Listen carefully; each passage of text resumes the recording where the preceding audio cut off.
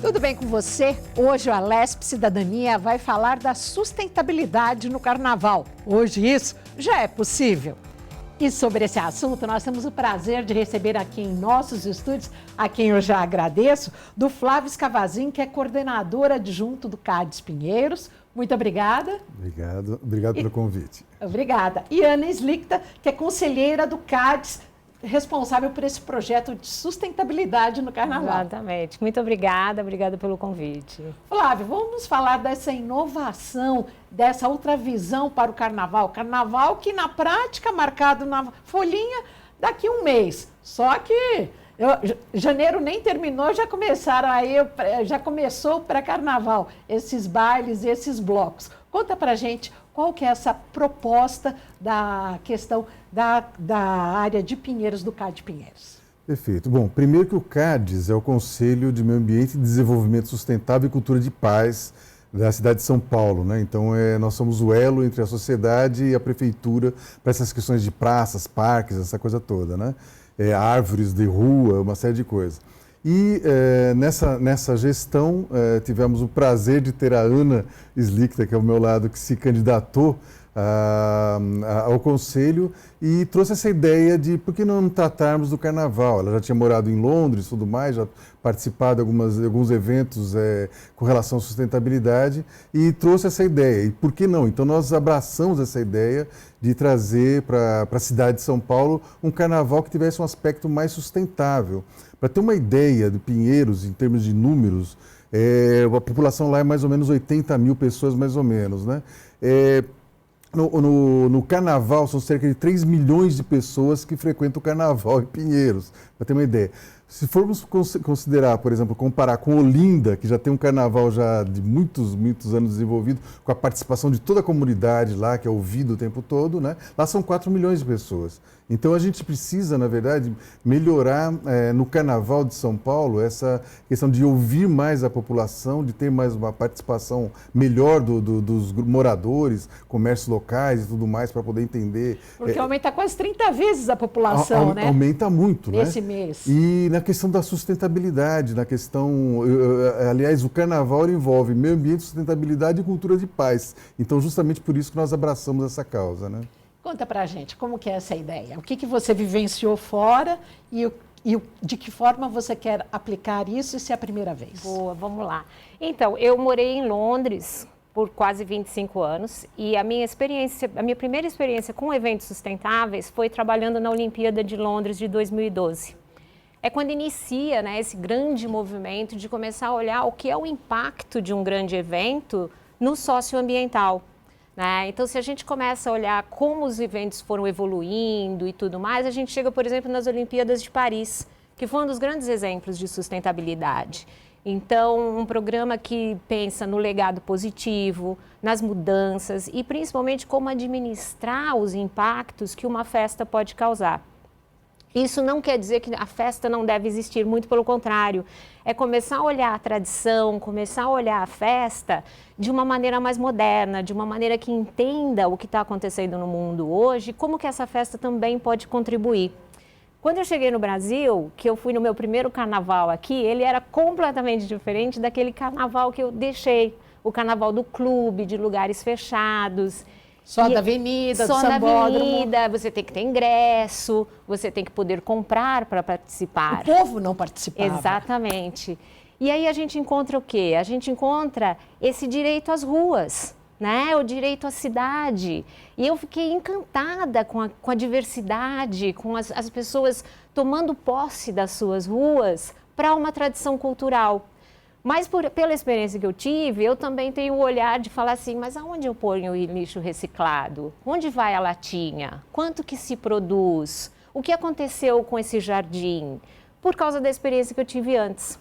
Me candidatei ao CADES, né? Eu também trabalho com o ESG, que fala das empresas, da obrigação das empresas de cuidarem dos seus impactos. E eu fiz essa proposta dentro do CADES. Eu falei, vamos dar uma olhadinha. Então, faz um ano que a gente está trabalhando nisso. A proposta, ela vem baseada na ISO de eventos sustentáveis, em como você planeja um evento sustentável, O primeiro passo que a gente teve foi ouvir todo mundo que participa. Então, quais são as partes interessadas? Vamos ouvir os moradores, o comércio local, os blocos, os patrocinadores pequenos, que foi o que eu consegui ter acesso. Os ambulantes, os catadores, as associações de catadores. Então, são várias partes que participam dessa festa. Os foliões, o que as pessoas que vão nas ruas pensam, querem, sentem falta. E a gente fez um grande apanhado de tudo isso. A gente criou uma lista enorme de ações que podem ser feitas, né? O segundo passo, então, foi escrever um manifesto. Nós escrevemos um manifesto juntando todas essas ideias. Esse manifesto tem como... a abertura do manifesto é exatamente a criação de um comitê participativo. A criação de um comitê onde sente a prefeitura, as secretarias, a SUB de Pinheiros e todas essas partes para trabalharem para este carnaval, né? Esse manifesto vira um abaixo-assinado, a gente já está com esse abaixo-assinado aberto, ele está com quase 1.500 assinaturas. A gente está vendo um progresso agora muito grande, de dia após dia, né, que é bem interessante. E a nossa grande intenção, então, é levar esse manifesto para a Prefeitura, para a SP Tours, para que esse ano a gente discuta a intenção do Carnaval Sustentável e que ele comece uma programação, um planejamento logo ao final deste Carnaval.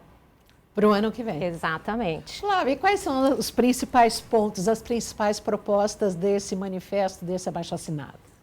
O abaixo-assinado é justamente a conscientização das pessoas para essa necessidade ambiental que a gente precisa ter para os eventos de forma geral, né? Estamos vendo o que está acontecendo com as cidades, essa preocupação é fundamental da gente ter com relação aos eventos. A gente não tem, por exemplo, nesses eventos, nada com relação ao impacto ambiental que esses eventos provocam. A gente, quando vê os noticiários, por exemplo, as perspectivas da prefeitura com relação às festas, é questão cultural, a questão financeira, a questão tal. Ninguém fala impacto ambiental, ninguém fala nada relacionado à sustentabilidade em nada. E justamente essa nossa ideia de termos, por exemplo, um carnaval que, desde do glitter que a pessoa usa, não ser ecológico, não ser de outra... Desde do glitter, né? Que é o glitter. Desculpa, glitter. Eu falei para elas que eu confundo com blister de... É isso que eu pensei, de garrafa, né, blister? Desculpa. Então, desde isso ser uma coisa... Que aquele adorno, aquele acessório brilhante que as mulheres adoram passar e hoje em dia já todo mundo, na hora da folia, vira um adorno. Como eu não uso, esqueci o nome, então tá certo.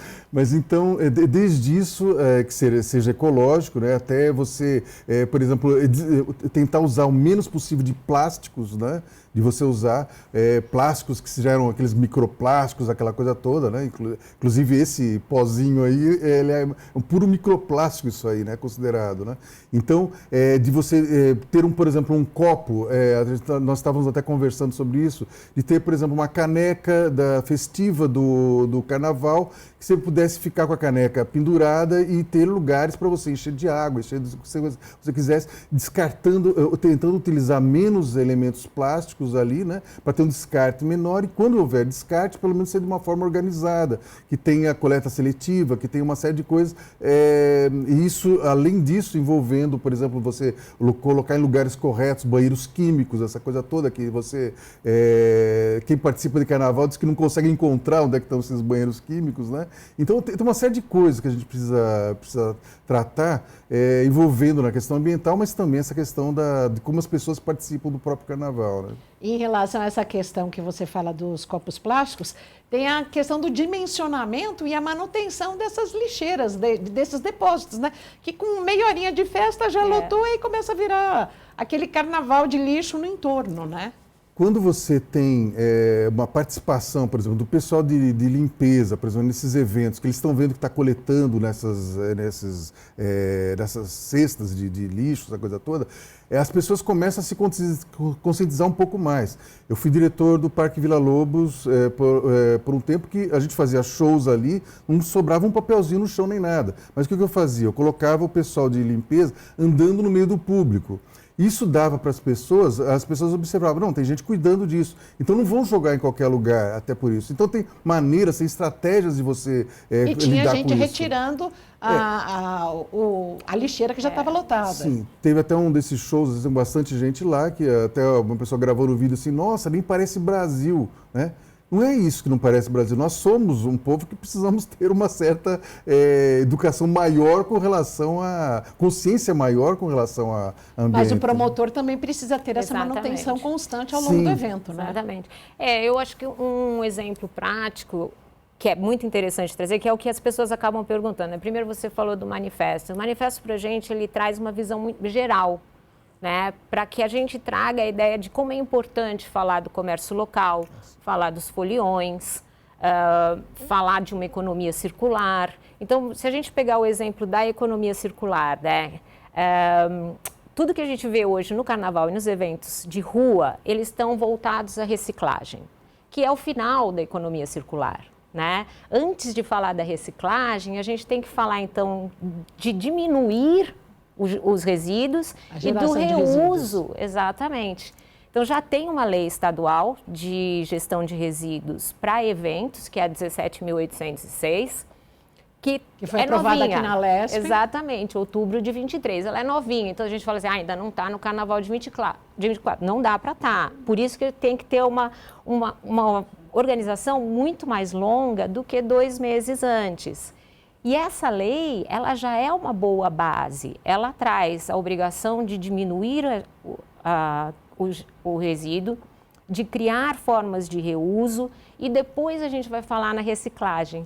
Mas também de que isso é uma obrigação do organizador e dos fornecedores. Então, existe o que a gente uma obrigação pede, casada. Exatamente. Que a prefeitura, enquanto organizadora, ela tenha o diálogo conosco, com a sociedade civil, com os patrocinadores, para dar para eles o tempo de criação de alguma coisa, como, por exemplo, a gente tem nos eventos fechados hoje, que você compra um copo e você compra o refil. Ao invés de eu estar na festa e eu comprar 10 bebidas diferentes, com 10 embalagens diferentes, eu compro uma. Esse copo é feito de uma forma tão criativa e de um plástico reciclável bom que eu vou guardar. Então, eu vou reutilizar e a vida desse resíduo ele vai ser muito mais longa do que simplesmente eu beber e descartar. E isso é um processo de planejamento de grupo. Né? Então, eu tenho que falar com essas partes, eu tenho que falar com esses fornecedores, eu tenho que organizar e ter um projeto conjunto para não criar o resíduo, mas sim reutilizar o resíduo. Então, isso é uma das coisas que a gente propõe no manifesto, porque o que a gente traz? A gente traz Pinheiros como um projeto piloto. Lembrando que Pinheiros é onde tem a Vila Madalena, que é a região boêmia de São Paulo, que você disse que chega a acumular 3 milhões de pessoas durante o mês do carnaval. Exatamente. E a prefeitura colocou coletaram 700 toneladas de resíduos durante os 8 dias de carnaval do ano passado. Então, a gente imagina o que é isso. E um resíduo que está contaminado, que caiu no chão, como você falou, a lixeira já encheu, transbordou, vai para o chão, aí já contaminou. Né? Então, a nossa proposta o que é? Vamos fazer do Carnaval de Pinheiros, ou de um pedaço, um projeto piloto. Vamos colocar ali essas alternativas, essas inovações, ver como é que funciona. No próximo ano, vamos expandir para outras subprefeituras, Vila Mariana, que tem o Ibirapuera, a Lapa, a Sé. E depois, quem sabe, isso não possa virar uma base de uma legislação específica para eventos de rua. Feita aqui na casa. Exatamente. Pelos nossos deputados da LESP, já que estamos na Casa do Povo. Exatamente. Então, fazer essa base, vamos testar, vamos fazer com que os fornecedores e patrocinadores tenham um olhar diferente para o impacto gerado. A gente vê isso hoje na iniciativa privada, né, com o ISG. Você tem a obrigação de mitigar os impactos que você gera. E como é que as empresas estão mitigando, ajudando a prefeitura e o Estado a mitigar esses impactos? Será que a gente realmente está trabalhando junto? Não dá para ver esse diálogo? E vamos ver quantas pessoas estão pisando no Ibirapuera. São 2 milhões de pessoas que frequentam os megablocos. Existe um impacto ambiental que a gente desconhece, que a gente só tem que trabalhar depois. Flávio, quais outras propostas estão nesse manifesto? Uma delas é de trazer um legado para o local, né? Então, esses eventos acontecem, por exemplo, em Pinheiros, e para ter uma ideia, lá, nós, de 2019 a 2022, nós perdemos, entre o que foi plantado e removido, 3.008 árvores, região de Pinheiros. Se você me permite, não podemos deixar de lembrar aqui, para quem não é da cidade de São Paulo, a Alesp, a sede da Assembleia Legislativa, fica na Avenida Pedro Álvares Cabral, em frente ao Parque Ibirapuera, quando temos, então, acho que a maior passarela do samba depois do sambódromo, reunindo aí milhões de pessoas ao longo de todos os eventos durante o mês de Carnaval. Por favor. Perfeito. Então, é uma população, por exemplo, que vê o Carnaval...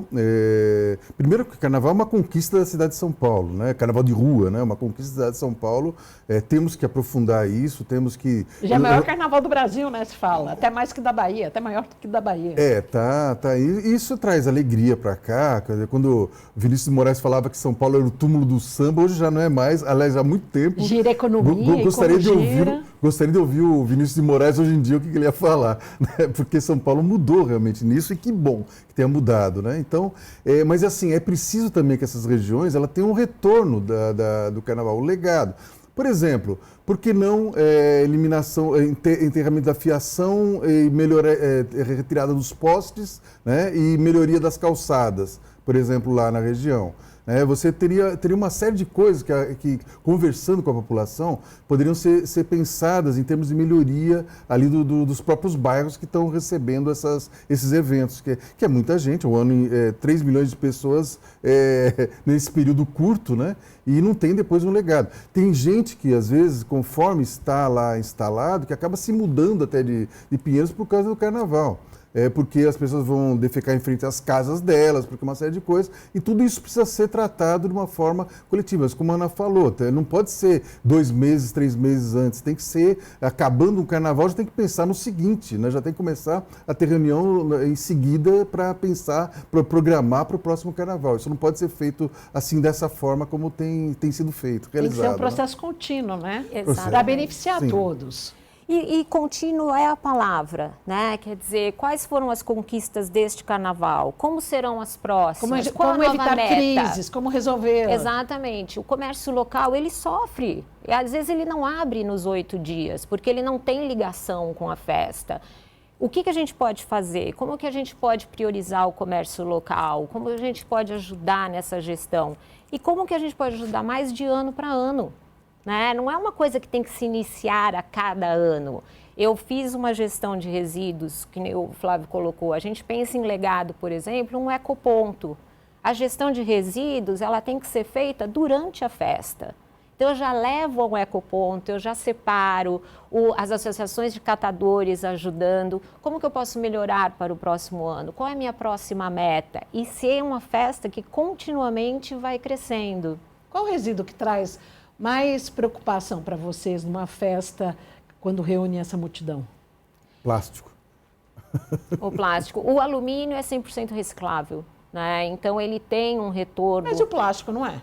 O plástico não é necessariamente, depende do tipo de plástico, depende da contaminação. De água, a garrafinha do refrigerante. Tem plástico que não se mistura, existem plásticos que estão contaminados que eles não vão poder ser reciclados, por isso que a gente prega a redução. Mais do que qualquer outra coisa, o primeiro ato é vamos reduzir. Se eu crio 10 embalagens do meu resíduo, como é que eu consigo fazer uma numa noite? 2? Isso vai haver uma redução enorme do resíduo produzido, né? E nem todo plástico é reciclado da mesma forma. O plástico, em geral, ele não é reciclável, né? Ele não tem... ele não é compostável, ele não é nada. Ele leva 500 anos Mas e a garrafa PET? Para ser. Então, a garrafa PET também, ela não é... O plástico, ele não é reciclável, né? Não tem essa característica. Ele, inclusive, acaba virando microplástico, que hoje se tem até no cérebro de crianças isso, né? No sangue, ela é colocado de forma perigosa até para a saúde cancerígena. Pesquisas internacionais já estão demonstrando isso, né? Quando você, inclusive, pensa em incinerar todo esse plástico e tudo mais, você acaba misturando plásticos diferentes, que são milhões de componentes que tem cada plástico desse, que você vai formando outras substâncias que você não sabe quais são. né? Então, o plástico, você, principalmente os de uso único, deveriam ser totalmente limitados, não deveriam ter, na verdade, né? Você, quando vai a outros lugares e outros países, não existe mais nada de isopor, ninguém fornece comida de isopor. Aqui, por exemplo, não tem... esses copinhos plásticos de uso único deveriam ser eliminados. Inclusive, existe uma lei em São Paulo, que nós estamos, pelo CADES, inclusive, pedindo a regulamentação dessa lei, justamente para acabar com os plásticos de uso único. Os saquinhos plásticos do supermercado, essa coisa toda. Por que tem que ter isso ainda, né? Então, assim, basicamente é o plástico que a gente tenta evitar. Existe a reciclagem do plástico, vai existir, ele tem que ser separado, ele tem que ter as mesmas propriedades, mas se a gente pensar de uma maneira geral, o Brasil recicla 2,2% do que é possível reciclar, quer dizer, a gente ainda está caminhando nessa área. O plástico é possível de reciclar, alguns são, outros não, e é esse uma das grandes questões no Carnaval, a produção é muito grande. Existe uma mistura, porque a gente não consegue fazer uma coleta seletiva durante a festa, e existe uma contaminação. Então, a gente tem que fazer uma descontaminação desse plástico. O que é contaminação? Se caiu no chão, por exemplo, ou se misturou com alguma coisa orgânica. Por isso que a gente fala que nos seus resíduos de casa, quando a gente vai pôr o plástico para reciclar, a gente lava antes. Porque se ele vier com alguma sujeira, o potinho de requeijão vem com o requeijão junto, esse plástico já não serve mais. E a Tetra Pak, a garrafa de leite? A garrafa de leite depende da... A embalagem, a embalagem de alumínio de leite. O alumínio é 100%. O alumínio é 100%. No Tetra Pak? Não, aquele quando é misturado é muito difícil de você reciclar aquilo, né? Mesmo eles falando que são recicláveis? É difícil de você separar, né? Porque quando você vai para os lugares que vão fazer a separação disso, você não consegue separar o alumínio do plástico disso, né? Então E na embalagem de Tetra Pak também tem plástico? Também tem plástico, né? Na embalagem da Tetra Pak também. Aliás, o leite é uma coisa que antigamente a gente tinha de Era garrafa de vidro, vidro, né? Garrafa de vidro que você devolvia e disso você ganhava. Era retornável. Só uma correção do que eu tenho falado, quer dizer, o plástico ele não é compostável, né? Aliás, não é compostável, ele é reciclável até um certo limite, né? Porque ele, quando acaba tendo um ciclo disso aí, acaba tudo virando microplástico, que é esse elemento aí que cada vez mais a gente tem no sangue, em todos os lugares, assim, que a gente, na verdade, deve evitar, né? Mas isso é justamente o que a gente procura evitar, né, nesse trabalho. O principal motivo é o plástico, realmente, né? Olha, hoje no Alesp Cidadania nós estamos falando sobre a sustentabilidade no Carnaval. Daqui a pouco a gente volta sobre esse assunto.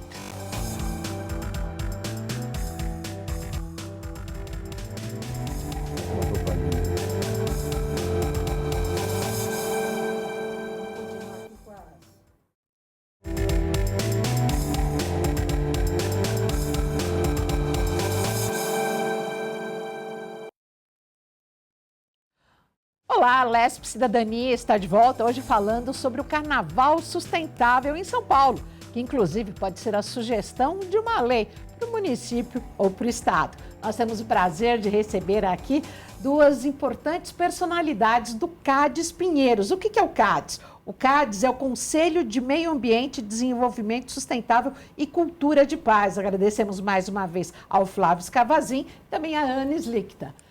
Vamos retomar as propostas deste manifesto. Nós já falamos sobre a questão do tratamento de resíduos, que vocês entendem que deve haver uma parceria entre o município ou o estado, quem está responsável pelo evento, os patrocinadores. Mas e como é que fica a economia local? Pensando em Pinheiros, que é uma região que vocês representam e que chega a receber 3 bilhões de foliões ao longo do mês. Flávio.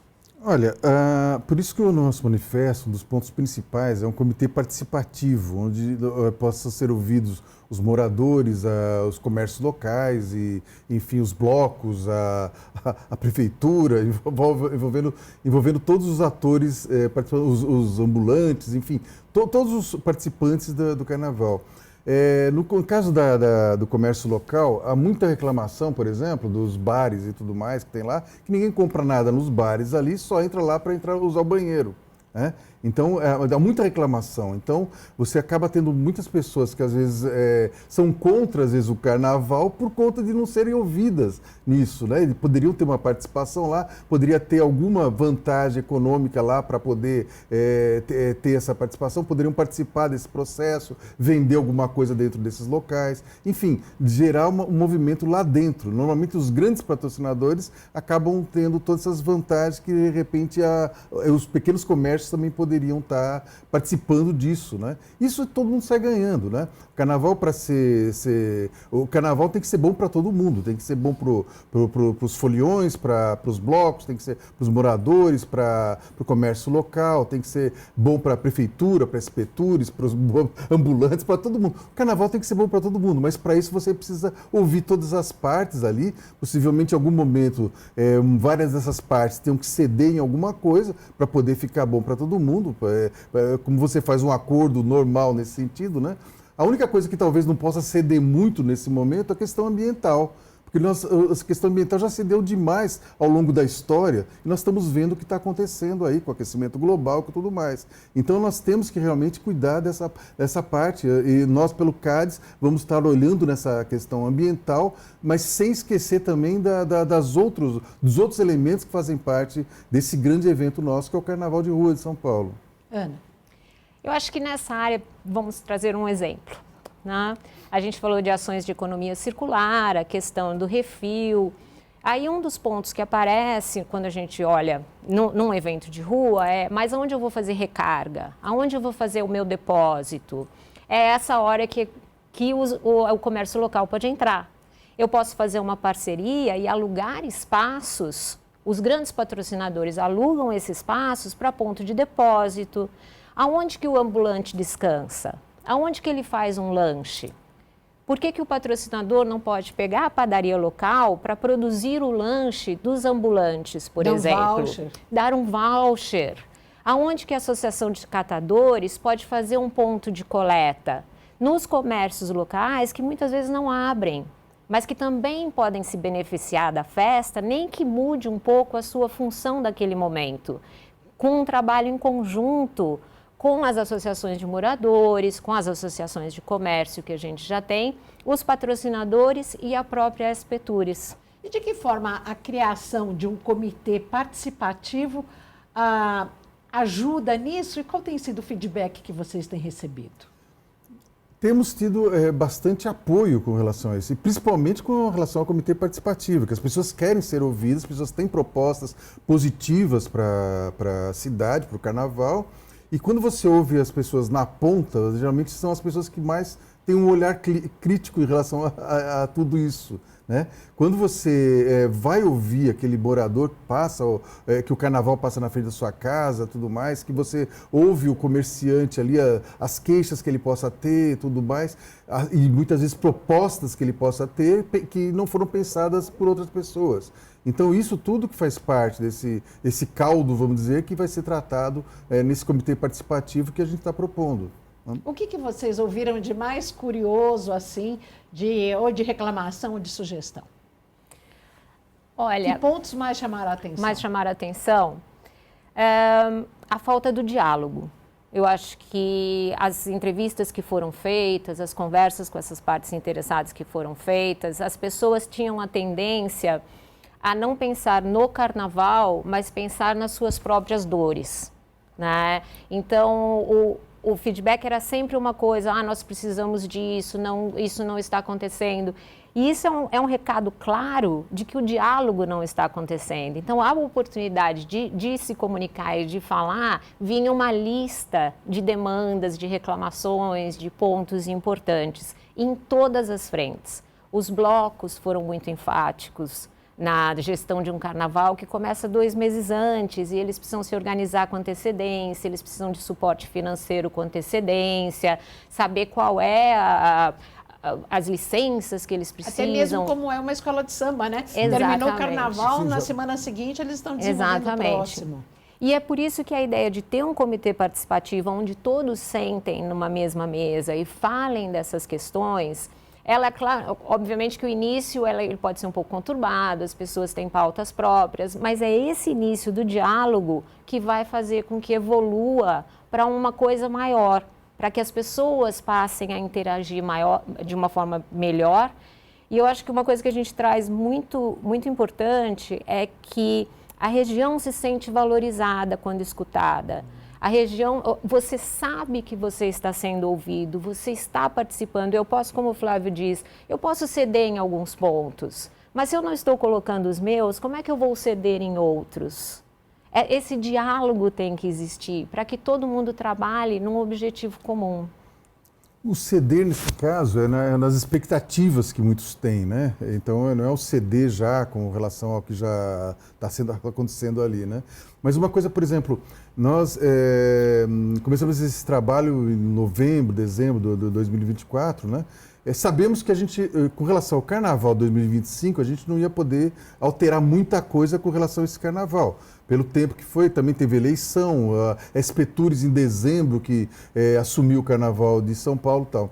Mas assim, para esse Carnaval, poderia ser, por exemplo, estabelecido um hot site durante o Carnaval. Hot site é aquele site temporário, interativo que poderia ser, justamente para as pessoas informarem lá o que está andando bem, o que não está, denunciarem uma coisa ou outra, se tem trabalho infantil, se tem descarte de algum lugar, se não está achando banheiro químico em tais lugares e tal. Então, por exemplo, poderia ser já pensado nisso, de uma participação social nesse Carnaval, nesse Carnaval 2025 já poderia ser feito isso, né? Então, há muitas propostas que certamente, se a gente conversar com todos os que estão envolvidos no Carnaval, certamente vão surgir propostas maravilhosas, que vão estar ajudando esse Carnaval, né, de rua, né? Então, essa é a ideia da gente... As nossas entrevistas, elas começam em março do ano passado, né? Então, a gente coletou muita informação, a gente foi conversar com todas as partes. Em alguns momentos a gente interagiu com várias dificuldades, pessoas que querem terminar o Carnaval, pessoas que não gostam que aquilo aconteça, várias dificuldades do pessoal dos blocos. É uma festa que não tem volta, né, nas ruas, não né? tem volta, é pegar o que nós temos e melhorar cada vez mais, porque a beleza da festa, mas por outro lado, a quantidade de elogios da festa, da diversidade, da inclusão, a diversidade de música, a diversidade cultural que a festa apresenta, ela só tem a melhorar, se a gente tiver esse olhar, né? E o nosso manifesto, ele sai em dezembro e o abaixo-assinado começa em dezembro, exatamente porque a gente quer pegar esse momento, que as pessoas estão olhando para isso, que os ensaios começaram, que as reportagens começaram, porque esse é o momento de a gente tentar trazer essa pauta para que a gente fale nisso, né? E que o poder público então olhe e fale assim, então vamos organizar de uma forma diferente, que é o que a gente falou, como uma escola de samba, você acabou um desfile e você já está começando a organizar o próximo. É que nem jornal, né? Acabou o jornal de televisão, 5 minutos depois está começando a reunião para ver o que foi bom, o que não foi, para melhorar para o dia seguinte. Exatamente. Agora, em relação a grandes eventos, aqui no Brasil, eu me recordo do Rock in Rio. A gente tem o Lollapalooza, tem aquele outro lá na região de Itu também, acho que é o Tomorrowland. Você consegue tirar, você com a sua expertise, com o seu olhar, coisas que podem ser aproveitadas, adaptadas, implementadas no Carnaval de São Paulo, o quê? E depois também gostaria que você falasse, Flávia. Com certeza, com certeza. Tem ações muito interessantes nesses festivais e tem cuidados também. A gente sabe de algumas coisas que não deram certo, algumas denúncias que já aconteceram. Então, traz alertas de como... Exemplifica para a gente, para o nosso público. Tá, um dos festivais, por exemplo, teve agora uma denúncia de trabalho análogo ao escravo, de um terceiro fornecedor. Isso é uma coisa que no SG a gente trabalha muito, que é... terceirizado, o né? terceirizado. Ou quarteirizado também. Exatamente, mas eu ainda sou responsável. Eu tenho que ter uma cadeia que vai até a ponta para saber se todos os meus fornecedores estão respeitando as regras daquele festival. E isso é importantíssimo, é não olhar só para o dia ou só para o meu imediato, é olhar para o terceirizado, para o quarteirizado, se o terceirizado não está terceirizando, porque eu sou responsável por essa cadeia. E tem exemplos positivos lindos, por exemplo, a Natura fez uma parceria com o Rock in Rio e ela pegava todo o plástico para a produção de embalagens. Então, é um exemplo de reuso, de economia circular, de ações de economia circular, daquele resíduo do festival que já vira um outro produto. Então, essas parcerias com a iniciativa privada que tem que acontecer. A gente tem festivais fora em que as empresas que patrocinam, elas voltam aos vilarejos para cuidar do impacto ambiental. Então, das águas dos rios, das praças, da grama que foi pisoteada, é função da empresa que patrocinou deixar o legado e deixar da forma que ela encontrou. Então, eu acho que a gente tem que olhar para isso sem preconceito. É iniciativa privada que tem muito a ensinar para a gestão pública. E do outro lado também, a gestão pública que pode colocar regulamentações, legislações baseadas em experiências que já existem. Eu acho que é um processo crescente, né? De começar a imitar os pontos positivos do outro, né? De ter um evento sustentável, né? Que tenha, por exemplo, isso precisa se tornar um valor, na verdade, para os eventos, né? Quando a gente vê que a própria SPTURES não coloca como expectativa a questão ambiental nos seus relatórios, por exemplo, já preparando para o Carnaval, a gente vê que não é um valor ainda, que para a Prefeitura ainda não é um valor isso, né? Então, assim, para as pessoas, para muitas pessoas não é ainda um valor.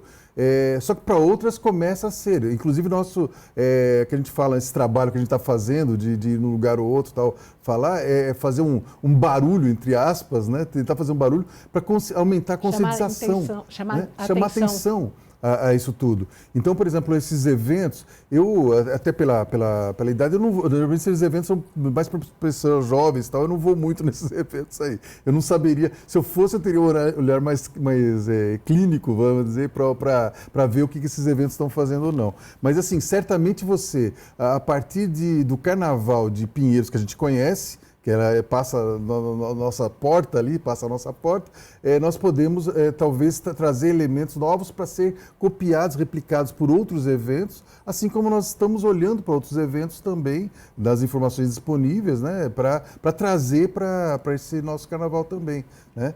Então, eu acho que é um movimento que todos saem ganhando, mas é um movimento que vários eventos crescendo juntos, isso que precisa acontecer, mas com essa visão ambiental, né, que isso não está ainda pela sociedade ainda. E uma legislação, com uma regulamentação, isso mapearia tudo, né? Sim. Direcionaria muito, Sim. muito. Aí os deputados, os parlamentares podem ajudar nesse sentido. Exatamente. Sim. E eu acho que um dos grandes legados dessas festas, com esse olhar e com um pouco dessa mudança, vai ser a educação socioambiental.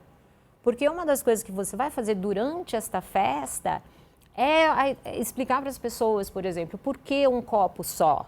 Por que eu tenho que comprar um copo? Qual é o efeito disso? Por que eu tenho que colocar na lixeira correta? O que acontece? E após o carnaval, a gente também colocar para as pessoas o que foi feito com esse lixo reciclável, com esse resíduo reciclável, o que foi feito, como que mudou, qual a sua contribuição enquanto cidadão quando você adquiriu essas práticas. Quais são os maiores desafios para a implementação dessas medidas? A mão no bolso do patrocinador e do Estado ou a cultura? Eu acho que é a cultura ainda, né? Porque, por exemplo, você muitas empresas começam a ver essa questão como marketing também, né? Isso acaba trazendo também novos clientes. Quando eu vejo, se você me permite, sim, um caminhão de cervejaria circulando pela cidade, aí eu sou elétrico, eu estou emitindo menos poluentes, ou se não da maior operadora de comércio online do país também, eu sou um caminhão elétrico, eu não estou poluindo. Sim, a empresa, o banco que seja, que põe essas bicicletas na rua, sim, tudo mais, isso aí faz parte, é o marketing também, né? Então, isso não dá para dizer em termos de custo, mas de consciência, sim. Isso precisa aumentar muito da cultura, isso precisa realmente melhorar muito. A gente ainda está muito defasado nessa parte.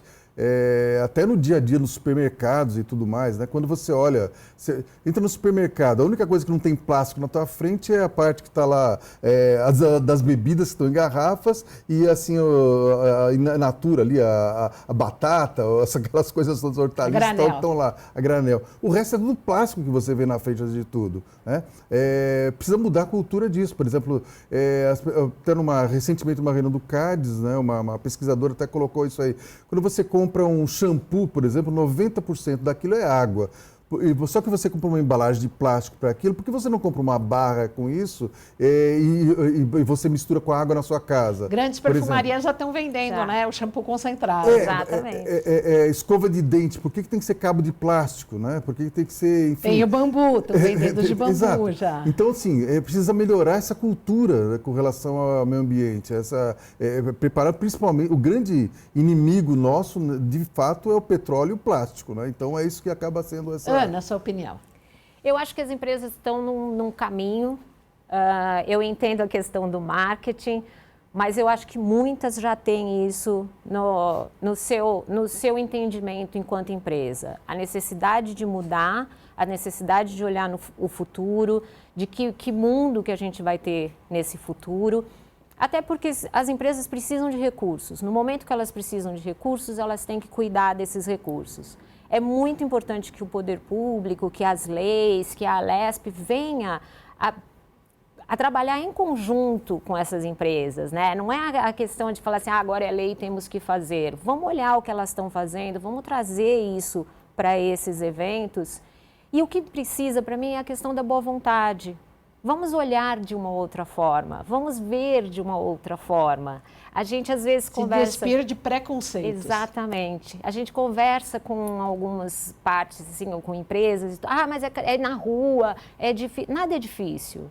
Tudo pode ter uma solução. Se a gente conversar, se a gente pensar um pouquinho diferente do tradicional, essas soluções vão vir. Então, a boa vontade dessas pessoas, dessas partes, e principalmente dos patrocinadores, ela é essencial nesse movimento. Agora, vocês acham que São Paulo tende a ser um case para o país? Nós temos essa expectativa, né, que seja. Inclusive, o próprio abaixo-assinado demonstra pessoas de outros estados assinando esse abaixo-assinado e vendo como exemplo para levar para os seus recintos também, para outros lugares, né? Então, isso é muito positivo. São Paulo, acho que sem dúvida. O que acontece aqui é muito visto pelo resto do país, né? Com certeza. Assim como é que é no Rio de Janeiro, enfim, em outros lugares também que a gente tem... a gente acaba olhando isso tudo, né? Se tivéssemos um estado com essa preocupação ambiental, desde o governador, do prefeito e tudo mais, com ideias novas sendo levadas e tudo mais, certamente isso seria... estaríamos aplaudindo, né? Podemos ser uma janela para mais de 200 milhões de habitantes? Eu acho que sim, porque a gente hoje encontra ações pontuais. O Festival de Paratins tem as suas ações, o Carnaval de Olinda e Recife, o do Rio de Janeiro, todos têm ações sustentáveis, que são importantíssimas, exatamente porque demonstra que é a base de uma mudança. O próprio Sambódromo aqui. Mas nada vem como uma legislação. Nada vem como uma regulamentação que coloca aquilo como sendo essencial para ser feito. A gente tem que deixar vou fazer por boa vontade, vou fazer para testar alguma coisa, e fazer desse pequeno piloto, que é o que a gente realmente quer, é que ele alerte isso, que ele traga essa ideia de que vamos pensar numa forma maior, vamos pensar como a gente vai fazer uma grande mudança, uma transformação. E eu acho que saindo daqui de São Paulo tem uma tendência, isso que eu ouvi comentários do pessoal que assina o abaixo-assinado, dizendo realmente isso, é um exemplo de São Paulo que pode ser expandido para o resto do Brasil. Tem algum site? A gente tem o Instagram, que é carnaval.sustentável, e a gente precisa muito que as pessoas entrem, é um Instagram aberto, que as pessoas podem comentar. Ali a gente vai citando as nossas ações, os pontos do manifesto. A gente tem o manifesto e tem o abaixo-assinado que está no change.org também, que é do Carnaval Sustentável. A gente está assim, em busca de apoio da sociedade civil e de apoio de pessoas que estudam a área, técnicos que queiram nos ajudar com ideias, porque a gente tem formações diferentes, mas na hora também de sentar na mesa, a gente vai ter que buscar as pessoas que estudam o assunto, que lidam com a parte da política, que lidam com a parte da reciclagem. Isso vai ser muito importante. Do CADES aqueles sites gratuitos, né? Linkfly, né? Então é linkfly.to, né? /CADES Pinheiros, né? Que é tudo junto, né? Agora, prestando serviço para o nosso público, que vai brincar o carnaval aqui na capital, no interior, no Brasil inteiro. Como brincar o carnaval de forma mais sustentável? Eu acho que é ter uma preocupação com o impacto que você também gera. Então, dá o beabá. Vamos lá, o glitter é um. Esse glitter é o glitter de plástico que quando você toma banho cai na água, que vai parar numa nascente, que vai parar no mar e que agora a gente já está sabendo que volta para a gente, né? Então, o glitter, reutilizar as fantasias, faz um upcycling. O que eu usei no ano passado? Como que eu posso dar uma customizada para esse ano? Eu não preciso comprar outra, eu posso troca criar. Na família. Troca na família, faz um dia de festa junto, cada um traz a sua. Eu preciso de um copo para cada drink? Eu posso levar uma garrafinha de água e procurar o refil? Aonde eu descarto esse resíduo que eu gero? Como que eu posso fazer com que ele seja descartado de forma correta? Mas essas ações pessoais, elas são muito importantes, porque é isso que soma, né? Flávio. Não é isso, eu ia até falar disso, de usar as fantasias anteriores e tudo mais, acho que a Ana já abordou bem isso. Mas a consciência, né, das pessoas não jogarem as coisas em qualquer lugar, se tem alguma coisinha que não está vendo a lixeirinha ali, põe no bolso, guarda um pouco até achar alguma. Enfim, ter uma atitude ambiental que a gente precisa ter. As crianças precisam ser orientadas quanto a isso, né? Porque nossa geração, para essa questão do plástico, por exemplo, a nossa geração praticamente é algo quase que perdido para muita gente. A gente não formar as crianças ou os adolescentes hoje com essa preocupação, eles vão pegar esse mundo muito pior. Nós estamos deixando para eles um mundo muito pior, né? Então precisa ter essa consciência cada vez mais elevada, né, com relação ao meio ambiente e a necessidade de trazer menos plástico para a natureza aí, né, e melhorar essa consciência, né? Não sei se vocês viram, mas recentemente eu assisti um documentário sobre a questão da reciclagem, de que a indústria fala que é reciclável, coloca aquele selinho, mas que não é. Um documentário que deixa a gente impressionado. Tem algumas coisas que são vendidas como não plástico ali, que na verdade elas só aceleram o período para virar microplástico. Então elas só aceleram, na verdade. Eles colocam que ela não tem... isso tudo, inclusive, recentemente, até essa pesquisadora até que falou no nosso grupo lá do CADES, até fiz um vídeo disso aí tudo, mostrando isso. Nós estamos, na verdade, inundados por esse plástico todo e a gente precisa ter essa consciência de diminuir pelo menos isso. Solução total não existe, porque nós vamos estar dependendo do plástico sempre, né? Mas assim, pelo menos esse de uso único, esse absurdo que nós temos hoje de plástico, isso aí realmente precisa ser diminuído. USP Recicla tem os 3 R's, inclusive esse projeto do USP Recicla foi criado há 25 anos, a gente chegou inclusive a fazer entrevistas aqui no podcast. Reutilizar, reciclar e reduzir. Reduzir. Então fica a dica para você que nos acompanha aqui na Rede Alesp, no Alesp Cidadania, também pelo YouTube, em todas as mídias sociais. Que tenhamos um carnaval mais sustentável a longo prazo. Muito obrigada, Flávio. Muito obrigada, Ana. Obrigada. Nós que agradecemos. Alesp Cidadania, aqui no ar, prestando serviço com você. Obrigada pela sua audiência.